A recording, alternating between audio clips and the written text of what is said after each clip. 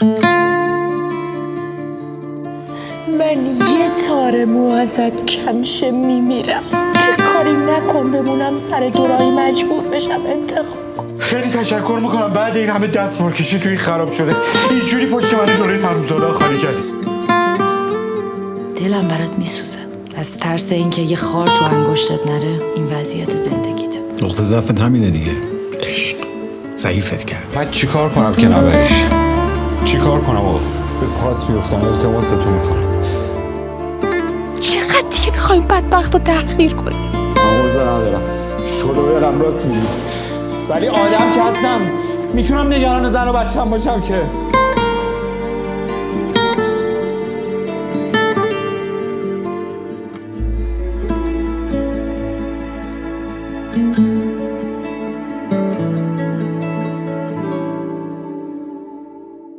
تو هم از روی من رد شو ولی این سایه سنگینه که عشقت سیل سیلم که جلو پاشون نمیبینه.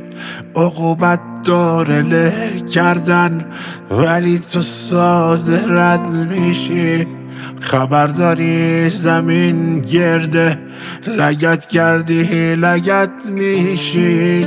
چه خیری دیده از ابر درخت ریشه داری که پی خورشید تو شهری که روزاش سرد و تاریکه. ورقهای منو از من یکی دزدیده تو بازی. یه دل تو دست تو مونده که اونم داری میبازی. دعای قلب مجروحم اگه پشت سرم باشه یه کاری میکنم عشقت قمار آخرم باشه. تو ثابت کردی که بختم هنوزم رنگ چشماته. تحمل کن کمی شاید از اون بالاترم باشه. تو عشق منی. چه اسم تو شناسنامه من باشه چه پاکش کنم. تا وقتی اونجایی شوهر سابقم، ولی اگه از اون ور بیای این ور میشی همونی که بودی. من نمیبازم امیر. الانم به جز تو آرمان کارم هیچی واسه از دست دادن ندارم دیگه.